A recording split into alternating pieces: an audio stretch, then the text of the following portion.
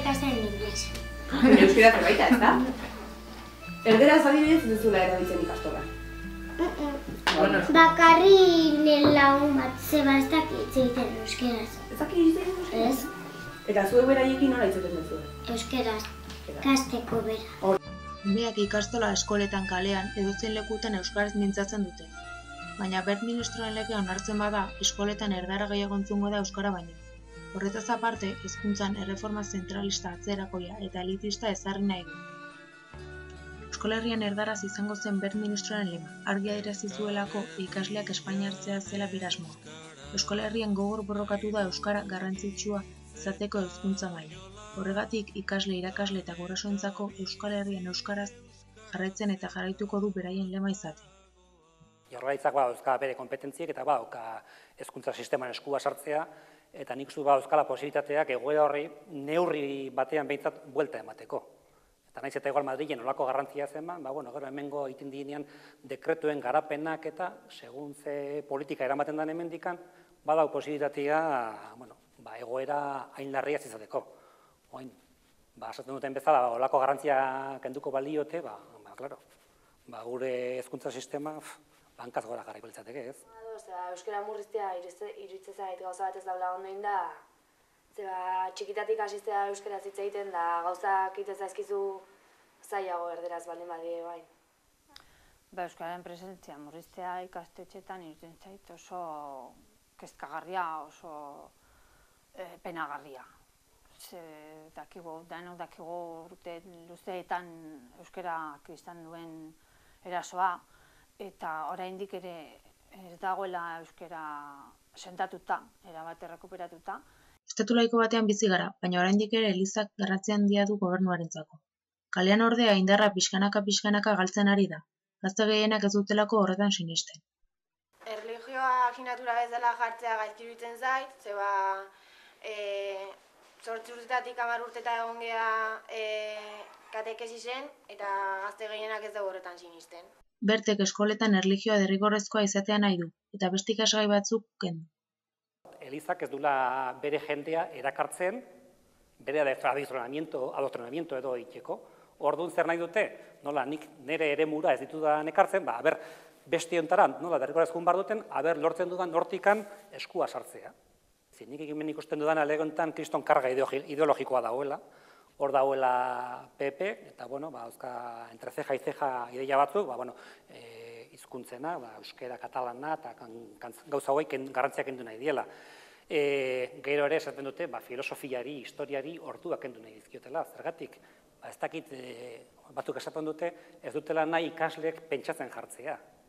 Orduan, teorikamente behintzat jakintza gai hauek hortzako balio dute, ez? Jendea autonomoa izateko, pentsateko garaian eta orduan hobe da gauza, ez dakit, mekaniko gehiago irakastea gauza hauek baino, orduan. Edozein aldaketak behar du alde batetik dirua hori dana berritzeko eta nolabait modernizatzeko, baino baita ere behar du denbora. Gauzak funtzionatzen duten edo ez ikusteko, ze ajuste egin behar diren, eta jakiteko, ez? Eta ze emaitzak lortzen diren ikusteko. Ezin da, 20 urtetan 4 aldiz aldatu ezkero, ateratzen da 5 urteko bataz bestekoa. Osea, 5 urtetan ez du ezer funtzionatzen 5 urtetan. Ez dago jakiteik zerbait baliagarri den edo ez. Eta gaude, beskat gobernuaren aidean arabera. Hau dago orain, guain ez dakiz zer egiten dugu. Eta ja esaten dute.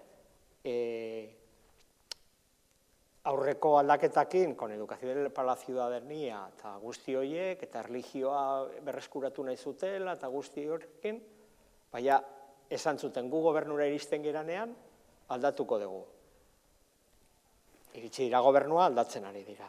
Oain besteak esaten dute, gu gobernura iristen geranean, desde logo puntu horiek, aldatuko ditugu.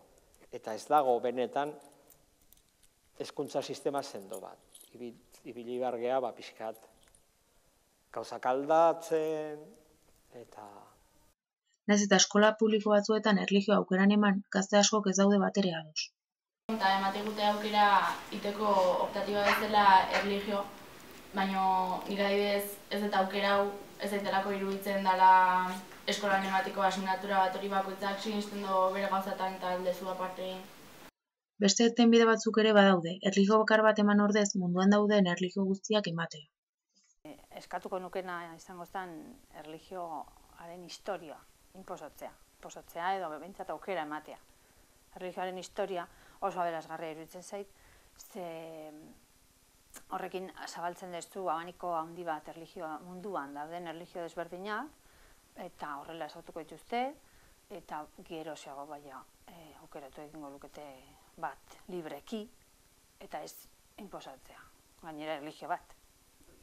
Ikaslearen gehiengoari ikastea zaio batera gustatzen, baina legea onartuko balitz ahalegin handia egin beharko dute.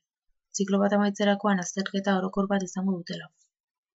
Ez zait ondo iruditzen, lehenengo urtean emandako teoria guztia edola, jaraugarren ebaluaketan aztuta eukiko deu, eta gazte gehienak, ez esategatik denak hori suspenditu ingo genu. Dagoen legearekin gurasoen hitza oso garrantzitsua da eskoletan, baina PPk ezarri nahi duen legearekin ordea gurasoak kanpo geratuko lirateke. Gure ikastetxen gauden gurasoen elkarten, parte hartzen dugu hainbat batzordetan, kenduta erabaki pedagogikok, beste batzorde diferentetan parte hartzen da. Orduan, hainbat batzorde normalkuntza edo jaiak, elkarbizitza, orduan bere onartzen baldin bada berten lege hori, ez genduke parte hartze zuzena izango gure seme-alaben hezkuntzan, eta batez ere gu gaur egun bizi dian lekun dago D eredua, modeloa, orduan ni D ereduan alde nago. Dana euskaraz eman eta erderako asignatura izatea eta ez alderantziz. Baina argi daukate, erreforma onartzen bada isiluta ez direla geratu. Hombre, protesta seguro. Hortik aurre ez dakiz zertako zerbaitako balioko lukeen, ze azkenen politika mailan gehiengoa danak beti jendo nahi dona. Baina, bueno, protesta seguro. Guraizak paper garrantzitsua jokatzen du lege honetan, murrizketa asko egingo direlako. Orain arte ikusi dugu murrizketak ahulenei eragin diela lehenengo. Hezkuntzan ere berdin gertatuko da. Aldaketa gehien sufrituko dutenak izango dira laguntza behar duten ikasleak. Ze hoien gandik hasten die mozketak, murrizketa nagusienak, hoien laguntza behar dutenak, ez bakarrik laguntza fisikoa, laguntza eragustitako laguntzak. Hoiek die lehenengo sufrituko dutenak. Lege zaharrarekin ere murrizketak nabaritzen dira. Krisi garaia dela eta gobernuak hezkuntzatik mozten hasten baita. Gaur egunia eragiten digute murrizketak, ze diru laguntza askotan 10% murrizketa izan dugu. Orduan azkenen dana bizimodua da garestitzen eta dauzkon diru laguntzak ez ezkigute murrizten. Ia idea 10%, orduan gehiago egiten balen badute, badago diru gutxigo arlo guztitako, ekintzatako edo gauza konpontzeko, ordezkapenak ez dituzte ordezkatzen ez bada uste 3 eguneko baja bat, edo 3 egunetik gorakoa, orduan ez nabadoz. Hoi badaude ja horrelako murrizketak. Baina ordezkapenak ez dira betetzen 5. egunera arte, zuk eskatzen duzu dauke irakasle bat bajan, bidali azu bat, eta 5. egunera arte ez dira hasten deika.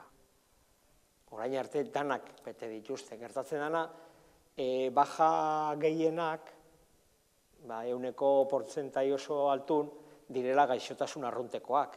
Niretzako gauza bada lege hau, eta beste gauza egoera ekonomikoa. Lege berri honekin edo zarrakin, estuatuzunak etorri bar diela argi eta garbi. Orduan, ja nabarmentzen hasi gea. Eta segurazki datorren urtean askot gehiago nabarituko ditugu. Eta oraindikan egongo gea lege zarraren arabera.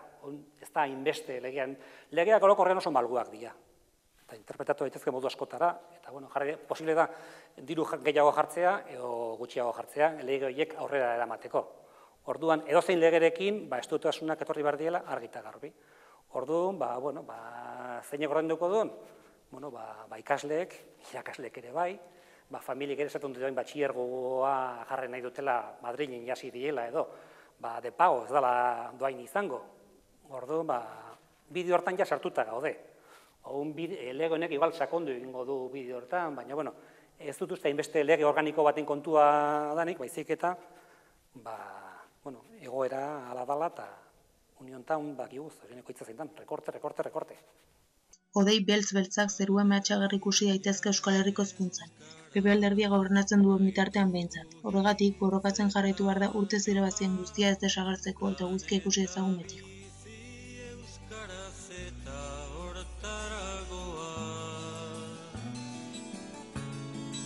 Bada garaia noiz baitezagun guda hori galedo iraba.